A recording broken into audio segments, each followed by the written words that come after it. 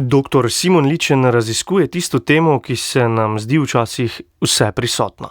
Morda koga zanima bolj, druge spet manj. Vsekakor pa je v zadnjih desetletjih postala svetovni fenomen, ki vpliva na vsakdanje življenje ljudi ter na koncu celo na geopolitične razmere v svetu. Ta tema je šport. Dr. Simon Ličen je izredni profesor športnega novinarstva na ameriški univerzi Penn State. Raziskuje, kako se prepletajo šport, mediji in družba. Sam pravi, da sicer šport ni in ne bi smel biti nekaj posebnega, za katerega bi morala veljati kakšna posebna pravila oziroma bi mu lahko gledali skozi prste. V Združenih državah Amerike živi 13 let in je njihovo družbo spoznal od blizu. Zato v pogovoru spregovoriva tudi o tem, kako Američani doživljajo praznovanje 250 let obstoja Združenih držav Amerike. Jaz sem Gašper Andrinek, doktorja Simona Lična, pa sem obiskal na slovenski obali, kamor vsako leto prihaja med študijskim premorom. Simon Ličen, dober dan. Dober dan. Kako spremljate kaj svetovno prvenstvo v nogometu za moške? Spremljam multimedijsko, deloma iz osebnih, deloma pa iz poklicne ali pa poslovne radovednosti. Kombiniram prenose na slovenski, hrvaški in italijanski javni televiziji, spremljam angleško pišoče medije in nekatere specializirane bloge, spremljam pa tudi s posebnim zanimanjem video poročanje novinarske agencije Associated Press, za katero iz svetovnega prvenstva v nogometu poročajo tudi nekateri moji študenti iz Univerze Penn State, tako da multimedijsko. Zelo pestro, torej in široko. Logično seveda, da sva začela s športom, ker je zelo pomemben del vašega življenja ter kariere. V mladih letih ste trenirali košarko, potem ste se posvetili sojenju košarkarskih tekem in kar nekaj časa temu tudi posvetili. Sledilo je športno novinarstvo in nato odnosi z javnostmi ter zdaj v zadnjih nekaj letih akademska kariera. Doktorirali ste v Ljubljani z dizertacijo o televizijskem športnem komentiranju, že ste ga omenili, kako zelo na različne načine ga še vedno spremljate. Vaša akademska kariera pa je se v resnici nekako začela, čeprav razumem, v Združenih državah Amerike. Raziskujete novinarstvo in medije v športu, ste izredni profesor, član katedre za novinarstvo, predavate tudi druge predmete z področja športa, trenutno vse to na Univerzi Penn State. Sem kaj izpustil? Mogoče samo to, da sem velik radovednež. Na takšen uvod v ameriškem mediju bi odgovoril: I like to keep myself busy. Rad delam, rad ustvarjam. Ja, akademska kariera je mogoče res malo bolj poletela, razprla krila, spet kot bi rekli Američani, po odhodu v ZDA. Šolsko in formalno in intelektualno sem se oblikoval v Sloveniji, tako da zdaj do neke mere tudi prenašam te svoje izkušnje in te svoje znanje in jih delim z Američani in z ljudmi iz vseh koncev sveta, kar se mi zdi imenitno. Vse to se bova seveda v pogovoru za oddajo Nedeljski gost pogovarjala. Bi pa recimo nadaljevala v povezavi s tem, kar sva nekako tudi začela. Čeprav se pogovarjava na slovenski obali, kamor se vračate med poletjem, ste stacionirani v Združenih državah Amerike. Ta pogovor bo objavljen dan po ameriškem dnevu neodvisnosti, ko Američani praznujejo 250 let. Kakršnokoli mnenje že imamo v Sloveniji v Združenih državah Amerike, recimo raziskave javnega mnenja kažejo, da je naklonjenost oziroma nenaklonjenost nekje na polovici, nekje 50%. Združene države so zelo pomemben dejavnik v svetu, v katerem živimo, ter ta dogodek na neki način seveda je pomemben. Zato vprašanje, Simon Ličen, kako Američani, s katerim ste recimo povezani, doživljajo pravzaprav ta dogodek? Mogoče z manj vznemirjanja, kot bi ga nekdo pričakoval. Četrt tisočletja samostojnosti in suverenosti ene države je res nek poseben dosežek, neka pomembna točka. Po eni strani bi to bila priložnost za premislek o bodočnosti same države in navsezadnje njene vloge v svetu.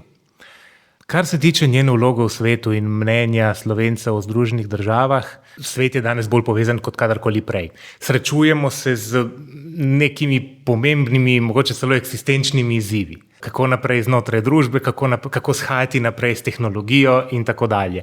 In nekega tovrstnega premisleka nisem zasledil, tudi pri svojih kolegih ne.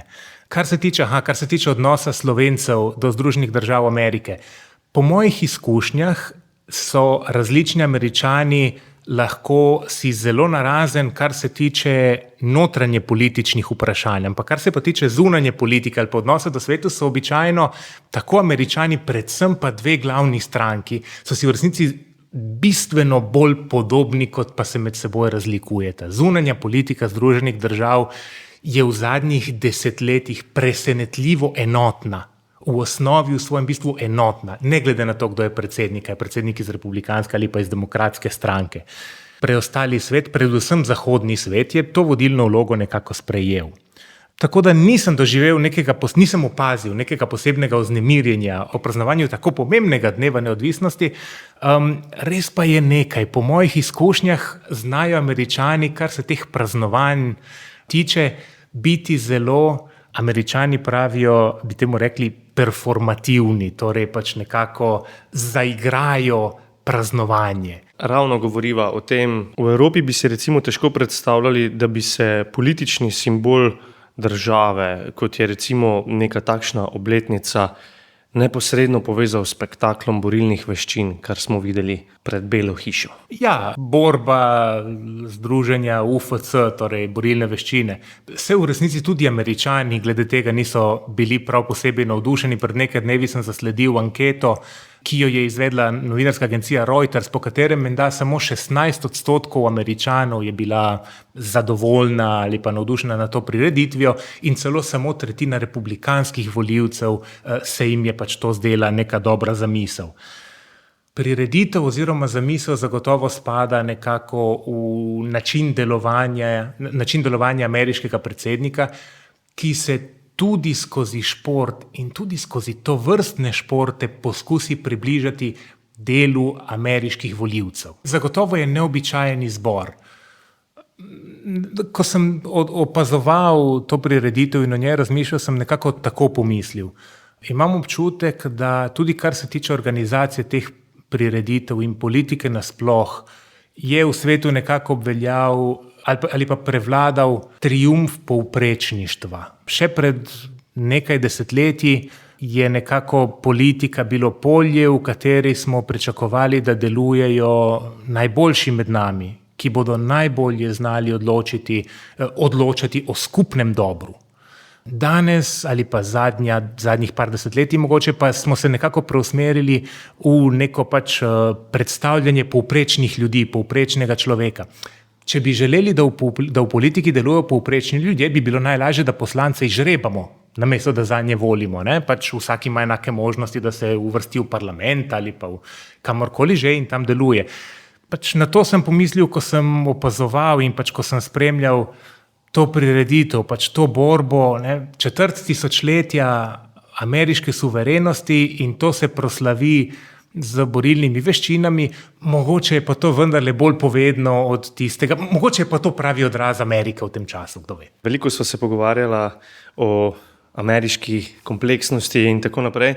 Je mogoče vaša prva glasbena izbira z namenom? Za mojo prvo glasbeno izbiro se vrnimo na področje kompleksnosti Združenih držav Amerike. Za svojo prvo glasbeno izbiro sem si izbral skladbo skupine Public Enemy. Skladba je poimenovana Don't Believe the Hype, je malce arhivska, iz leta 1988. Zakaj Public Enemy in zakaj Don't Believe the Hype? Rap je prva glasbena zvrst, ki sem jo vzljubil in to zaradi svojega brata. Jaz imam 5 let starejšega brata Davida, ki je to zvrst nekako pripeljal v stanovanje in kot mlajši brat sem jo tudi vzljubil. Začel sem jo poslušati zaradi njega, vzljubil sem jo ravno zaradi politično angažiranega sporočila, ki jih je ta glasbena skupina nekako predvajala. Public Enemy so potem leta 1999 tudi koncertirali v Ljubljani, tako da smo jih lahko slišali v živo. Takrat sem se jaz koncertov udeležil kot recimo temu, da novinar ali pa voditelj ene zelo obskurne radijske oddaje ravno na temo rap glasbe na zdaj že dolgo pokojnem Radiu Tartini. Skladba Don't Believe the Hype pa kritiziranje, širjenje lažnih informacij strani medijev. To je bil problem v Združenih državah konec 80-ih let in do neke mere je to problem v Združenih državah še danes. S tem, da danes še veliko bolj kot tradicionalni mediji so problem tudi ali pa predvsem v Združenih državah družbeni mediji in dezinformacije, ki se širi preko tega. In da to ni ravno kakršnakoli pesem, frontman, torej glavni reper, glavni predstavnik skupine Public Enemy, je kasneje povedal, da je to skladbo navdihnilo delo in pisanje zelo znamenitega filozofa in jezikoslovca Noama Chomsky. Tako da mislim, da tudi po vseh teh desetletjih je tudi za skladba lahko še aktualna. Caught you looking for the same thing. It's a new thing. Check out this I bring. The roll below the level cause I'm living low next to the bay. Come on. Turn up the radio. Nedeljski gost na Valu 202 je Simon Ličen, strokovnjak za področje športa z različnih vidikov. Simon Ličen, na vaši spletni strani sem videl, da ste pred leti pripravljali raziskavo na temo nacionalne identitete, množičnih medijev in športa. O tem ste pisali tudi v svojih spletnih kolumnah, kjer ste se še posebej posvetili tudi odklonskosti v športu. Pišete namreč o tem, da se šport recimo pogosto omenja kot nek poseben segment družbe, ker spodbuja socializacijo, privzgaja pomembne vrednote, uči sprejemanja zmag in porazov, morda celo spodbuja domoljubje oziroma nacionalno identiteto. Kako gledate na to, da govorimo, da je tudi šport del slovenskega DNK-ja? Bolj kot del slovenskega DNK-ja bi rekel, da sta šport in rekreacija in gibanje del slovenske kulture in del slovenske tradicije.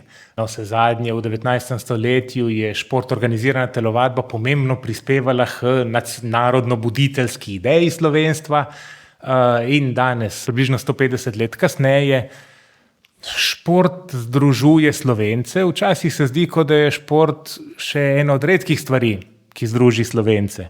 Recimo planica. Planica.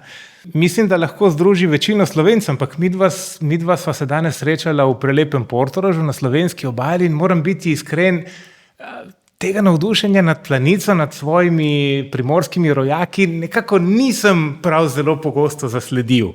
Tako da tudi to, Slovenija je geografsko, zemljepisno res razmeroma majhna, ampak presenetljivo raznolika. Tudi navsezadnje v Prekmurju ne vem, koliko pripadnosti čutijo do tega zimskega snežnega fenomena. Reprezentančni uspehi in športni uspehi Slovencev včasih delujejo, kot da so ena od zelo redkih stvari, ki nas še združi. Ali je to nekako proslava slovenstva? Mogoče.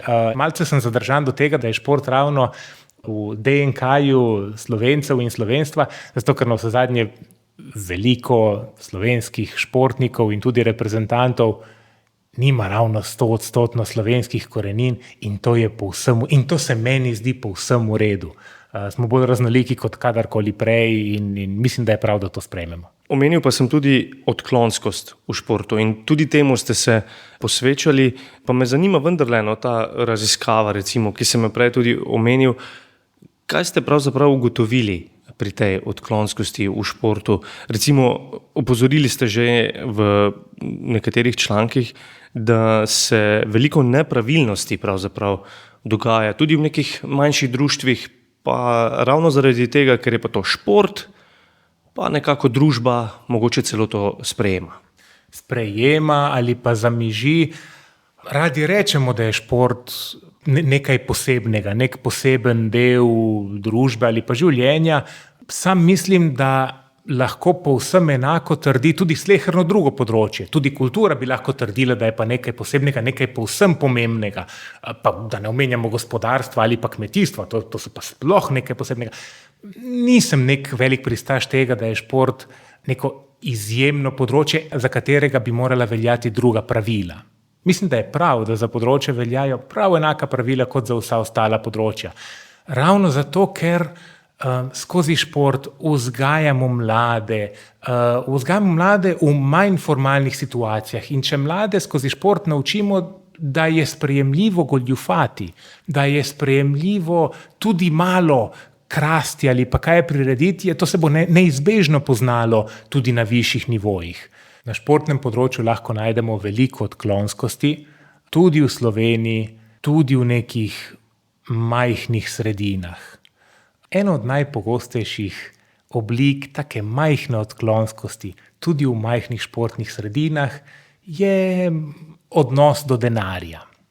Skozi šport lahko na razmeroma preprost način delamo tisto, čemur se reče pranje denarja, torej legaliziranje denarja iz nekih vprašljivih virov, kdaj se izognemo davkom skozi investicije v šport in tako naprej.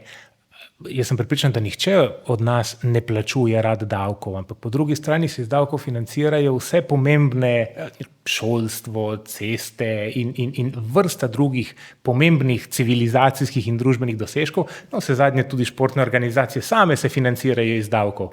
Tako da se mi zdi prav, da tudi za šport veljajo enaka pravila kot za ostala področja.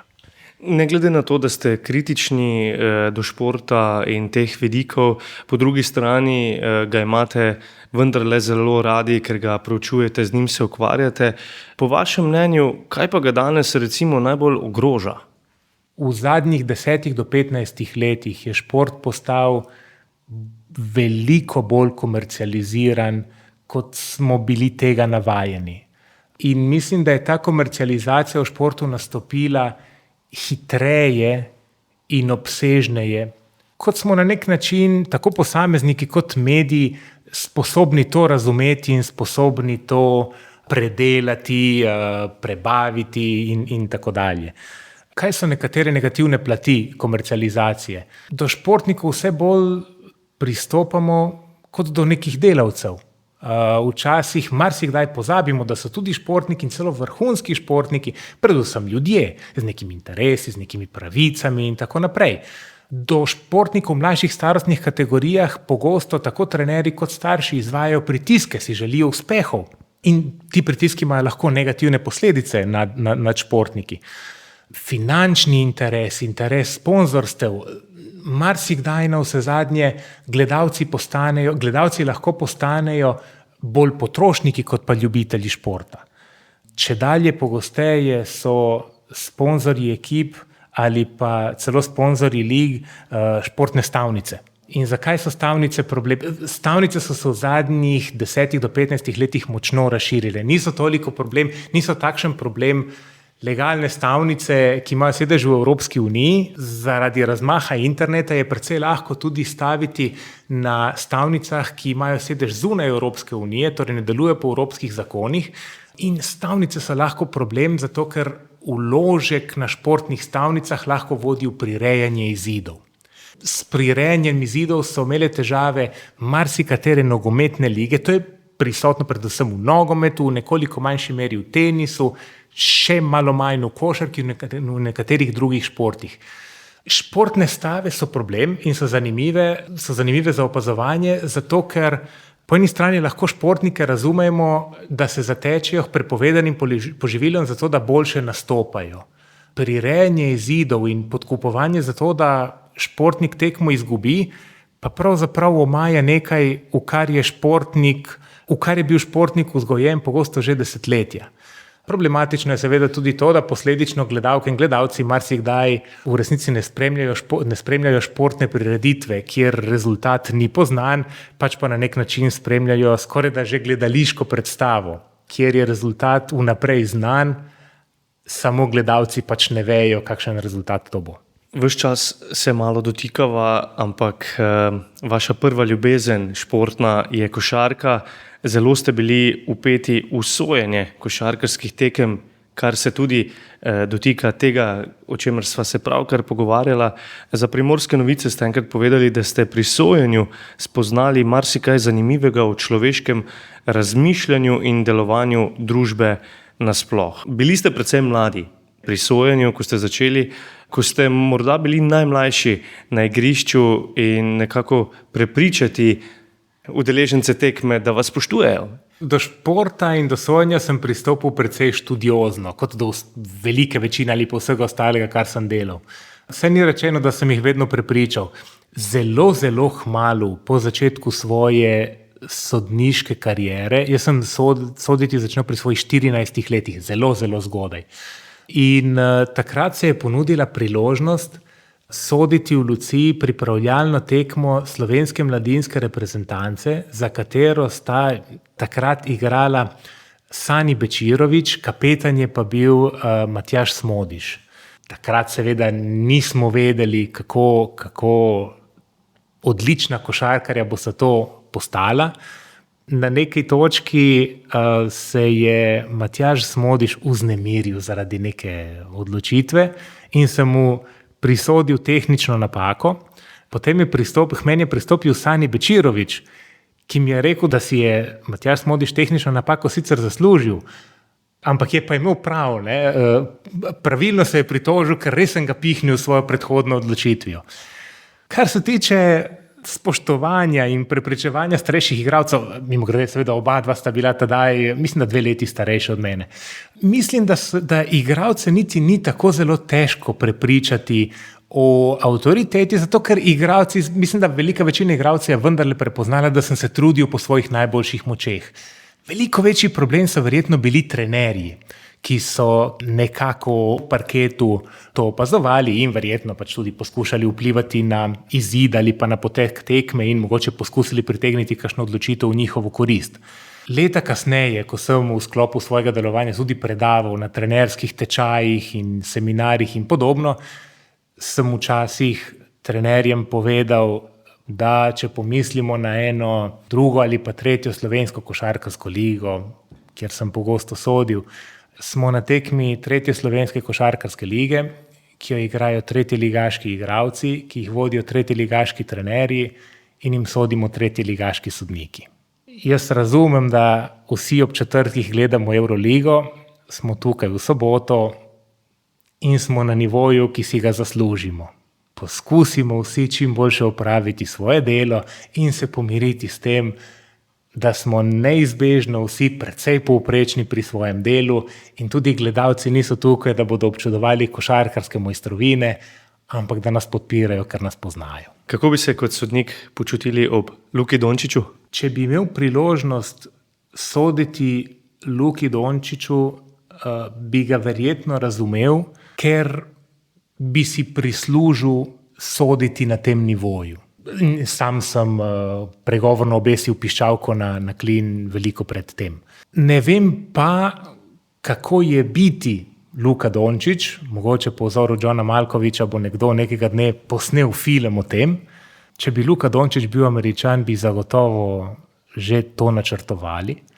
Ne vem, kako je biti tako izjemno nadarjen na enem področju.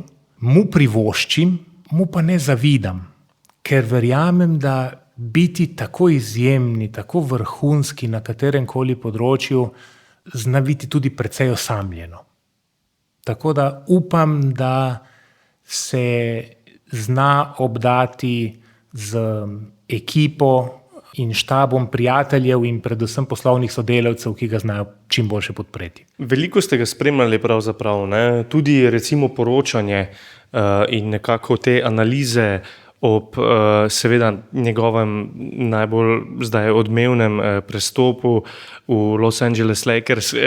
Takrat ste veliko komentirali tudi za slovensko javnost.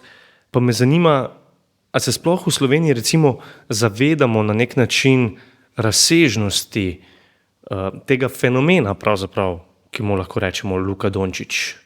In na kakšen način ta fenomen gledajo v Ameriki? Ja, jaz mislim, da v Sloveniji se kar zavedamo obsega fenomena Luka Dončić in predvsem mediji uspešno izkoriščajo to prisotnost. Na trenutke dobimo celo občutek, da skoraj da že vsak njegov vzdih si zasluži posebno novico. V Sloveniji se zavedamo obsega tega fenomena, mislim pa, da v Sloveniji niti slučajno ne bi znali tega fenomena tako uspešno iztržiti, kot to znajo Američani. Navsezadnje smo tudi v zadnjih desetletjih imeli nekatere druge vrhunske športnike ali pa nekatere druge vrhunske fenomene. Primer iz povsem drugega področja. Verjetno marsikatera poslušalka in poslušalec bodi si uporabljali, pa se je že srečala z orodjem za anketiranje imenovanim En-klik anketa, ena.ka.si, ki deluje v sklopu Fakultete za družbene vede v Ljubljani. Zelo podobno, praktično enako orodje v Združenih državah Amerike se imenuje Qualtrics in pred nekaj leti je podjetje Qualtrics prejšnji lastnik prodal za $12,5 milijard. S tem denarjem si je kupil ekipo Utah Jazz, spet v ligi NBA. Medtem ko v Sloveniji ta fenomen, ta iniciativa, ta projekt deluje v sklopu Fakultete za družbene vede, financirana je strani nekega razmeroma majhnega razpisa pristojnega ministrstva in zaposluje, mislim, da 1,5 zaposlenega ali nekaj takega. Iz tega, v tem smislu, Slovenci po eni strani živimo veliko mirnejše in veliko bolj srečno življenje, smo pa vendarle manj bogati.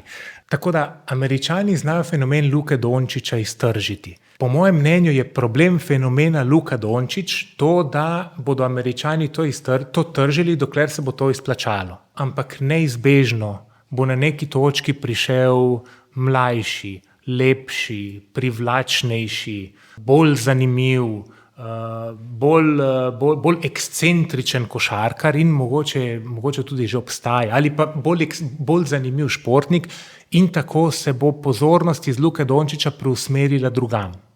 In ko se to zgodi, zna ta sprememba biti precej nenadna, precej problematična. Zaradi tega pravim in ponavljam, upam, da se Luka Dončić obkroža z ljudmi, ki mu bodo znali stati ob strani tudi v tej situaciji. Nihče nas ne zna pripraviti biti najboljši na svetu ali pa biti globalni fenomen. Ni knjige o tem. Ne? Jaz pišem knjige, berem knjige, včasih kakšno napišem in napišem kakšen članek in tako naprej. Ampak ni knjige, ki bi znala opisati takšen fenomen. Američani znajo takšen fenomen ustvariti in v pravem trenutku se tudi preusmeriti drugam. Zakaj je Los Angeles in zakaj so Lakersi najboljše možno okolje za zdaj za Luko Dončića? Jaz sem se navdušil nad Los Angeles Lakersi, ko je zanje igral Magic Johnson. Showtime. Absolutno. Konec 80-ih let. Magic Johnson je na vse zadnje tudi odgovoren za to, da z igranjem košarke nisem nadaljeval, ker sem gledal njega, sem se primerjal z njim in sem se rekel, jaz v primerjavi z njim nimam kaj iskati, se bom raje preusmeril nekam drugam. Ampak nekaj let kasneje, par desetletij kasneje, je ena moja nekdanja bivša študentka iz Univerze Washington State dobila službo v ligi NBA in kasneje tudi je delala za Los Angeles Lakers. To študentko sem enkrat kasneje potem povabil nazaj na svoje predavanja, da je predstavila svojo izkušnjo mojim tedanjim študentom. In ko je razlagala neko prireditev, ki jo je organizirala, in naslednji dan se je v hodnikih športne dvorane srečala ravno Magica Johnsona, ki je danes eden od solastnikov Lakersov. In jo je pohvalil, ker je prireditev zelo lepo uspela in sta se zaklepetala na to temo. Je same dejstvo, da je moja nekdanja študentka danes dela z Magicom Johnsonom in da se je pogovarjala, na nek način je bila to uresničitev mojih sanj. Tako da sem svoj uspeh doživljal skozi njo. Vsi ti fenomeni, o čem sva govorila, so seveda tudi Luka Dončić in to povzdigovanje konec koncev. V veliki meri so za to odgovorni na nek način mediji. Vi jih podrobno spremljate, ves čas se nekako vrtiva okoli njih in športa je med drugim v medijih res veliko. Že ste omenili, tudi v Sloveniji je res veliko Luke, marsikdaj povsod, šampioni seveda polnijo naslovnice. Kaj pa, če se obrnemo malo drugače, pogrešate pri recimo slovenskem športnem novinarstvu? Katerim temam se morda premalo posvečamo, pa so pomembne, morda spregledane? Slovensko športno novinarstvo je odlično na področju športnega poročevalstva. Ampak v svetu športno poročevalstvo, temu malce poenostavljeno rečem, poročanje o včerajšnji tekmi, poročanje o tekmi, ki se bo igrala jutri in tisto vmesno poročanje na pripravo na tekme. Na tem področju so slovenski športni novinarji dobri. V svetu, pa predvsem na področju poklicnega športa, to vrstno poročanje niti ne tako zelo počasi in zelo zanesljivo prehaja v domeno športnih organizacij samih. Košarkarska liga NBA se v svojih dokumentih, v svojih strateških dokumentih se predstavlja kot športna in medijska organizacija. Ne več samo športna organizacija. Tako da to vrstno poročanje vse bolj prehaja v domeno športnih organizacij, ne več medijev. Področje, teme, ki v slovenskem novinarstvu ostajajo, po mojem mnenju, premalo raziskane, pa so bolj kritične plati športa. Uporaba prepovedanih poživil, prirejanje izidov in z njim povezano podkupovanje, nasilje, spolno nasilje, finančne nepravilnosti, politično vmešavanje in politični pritiski, komercialni pritiski. Vse to so z angleškim izrazom mainstream fenomeni ali pa mainstream teme svetovnega resnega športnega novinarstva. Vse to so problemi, ki se absolutno pojavljajo in obstajajo tudi v slovenskem športu, ampak žal, vsaj po mojih izkušnjah, te fenomene pogosto spremljajo ali pa spremljate novinarji iz drugih redakcij in ne iz športnih redakcij. To je mogoče eno od področij, kjer nas majhnost Slovenije malce kaznuje, v smislu, da se zelo hitro lahko novinarji in športniki med seboj spoprijateljijo. In zelo težko je kritično poročati o nekom, ki je ali pa ki ga smatramo za našega prijatelja ali pa našo prijateljico. Ampak kot novinarji in tudi kot športni novinarji smo najprej odgovorni predvsem javnosti. To vrstno kritično poročanje je pomembno za javnost in je pomembno za šport kot tak. Simboličen drugi glasbeni zbor? Zakaj? Omenil sem te romantične čase športa, ki so verjetno neizbežno že za nami. Moj drugi glasbeni izbor je uvodna špica kultne italijanske radijske oddaje Tutto il calcio minuto per minuto, ob kateri so verjetno zrasli bolj ali manj vsi primorski športni novinarji ali pa vsaj tisti starejših od recimo 35 let. Tutto il calcio minuto per minuto je po mojem mnenju vzor radijskega športnega novinarstva, ne samo v Italiji, ampak verjetno kar v svetu. To je glasbena spremljava, ki danes niti ni več aktualna, ker izhaja iz časov, ko so se vse tekme, nogometne tekme v Italiji, v italijanski seriji A, igrale ob nedeljah popoldan. Zaradi medijskih zahtev tega ni več in se tekme igrajo pravzaprav čez cel vikend. Skladba pa je Herb Alpert in the Tijuana Brass in A Taste of Honey.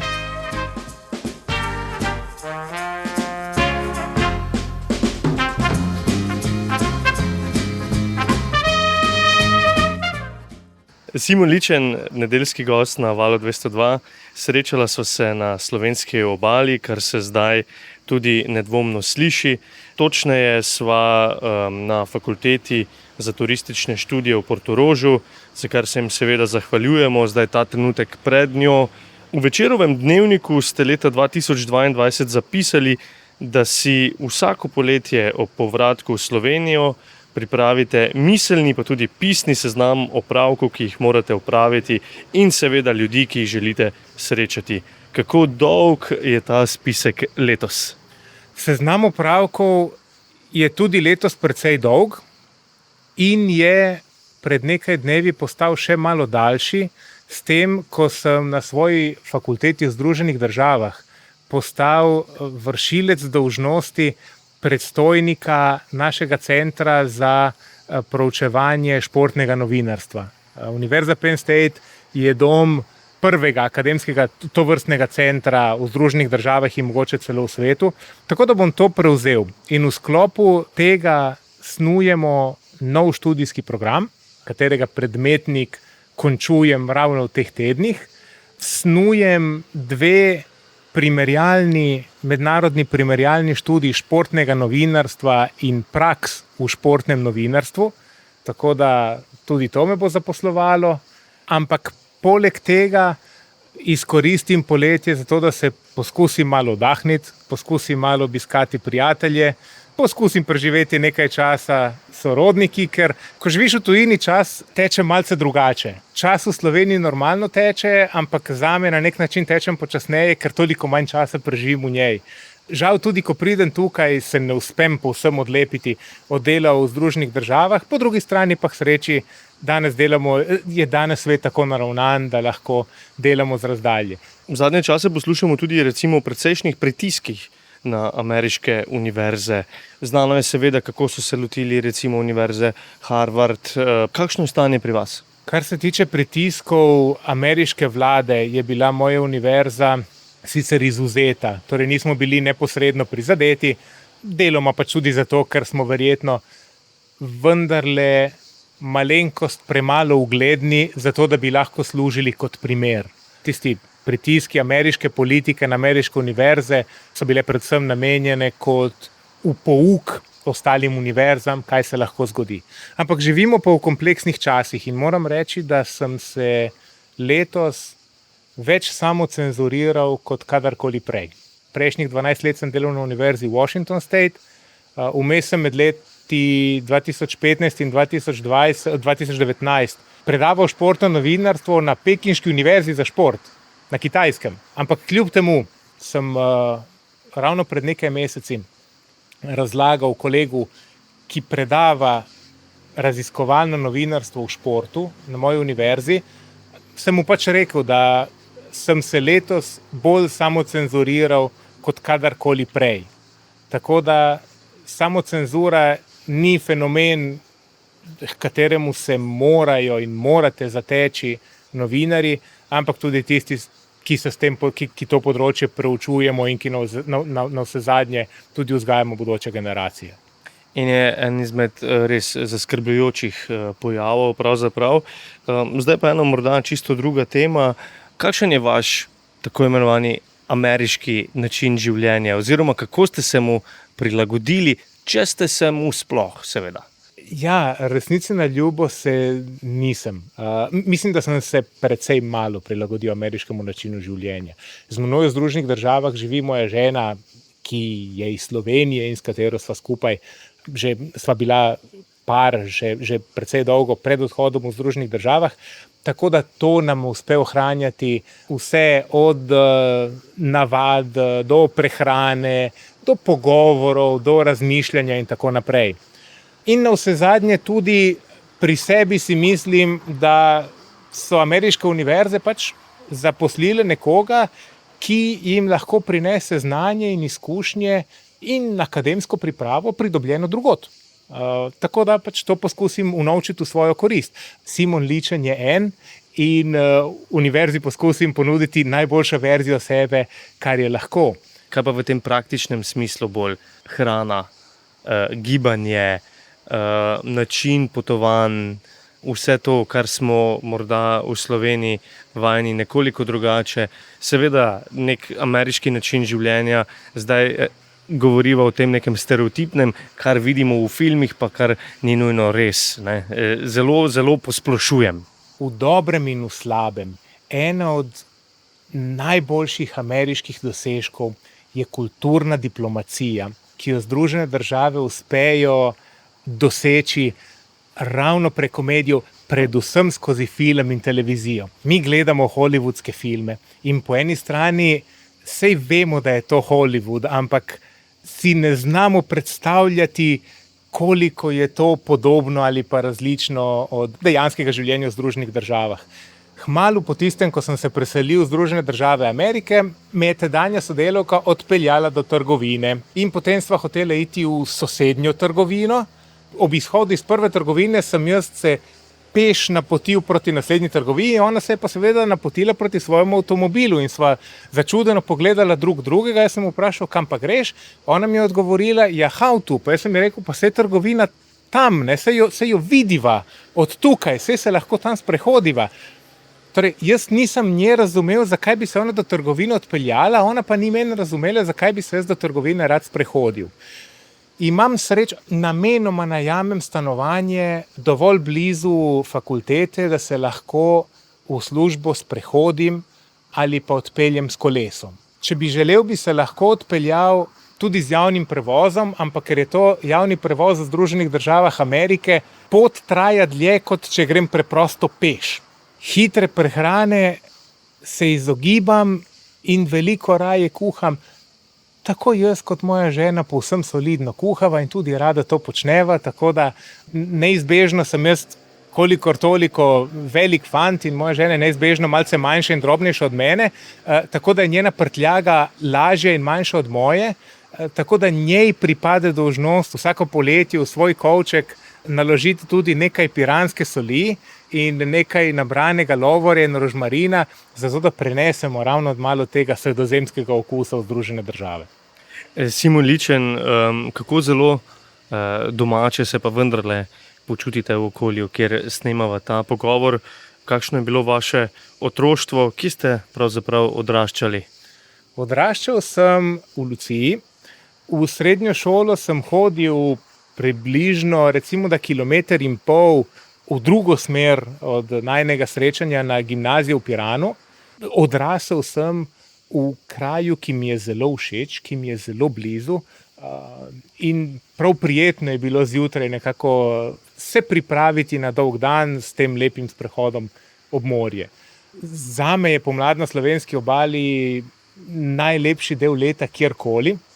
Žal ne uspem priti na obalo recimo da aprila, ko je za moj okus aprila ali pa maja, ko je tukaj najlepše, ampak odraščal sem tukaj in neizbežno je pač tudi srce tukaj na nek način ostalo. Srce in misli so tukaj ostali.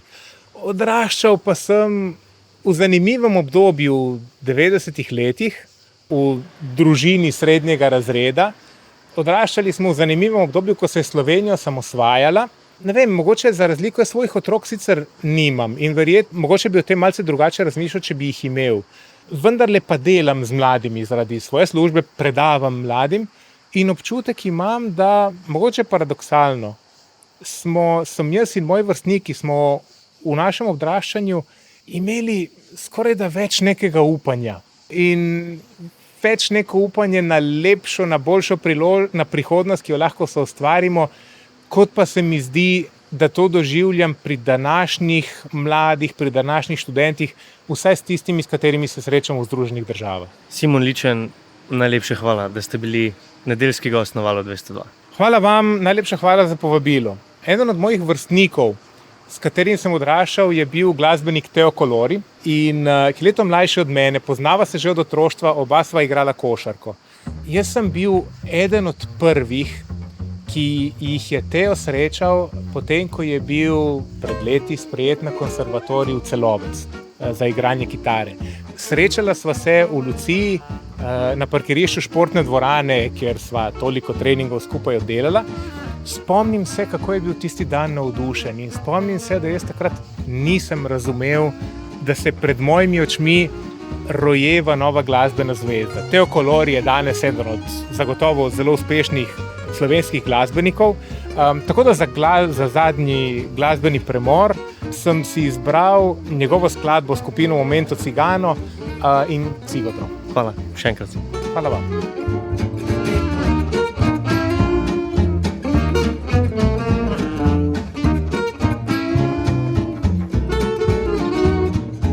Poslušali ste pogovor z dr. Simonom Ličnom, izrednim profesorjem športnega novinarstva in raziskovalcem predvsem športnih medijev.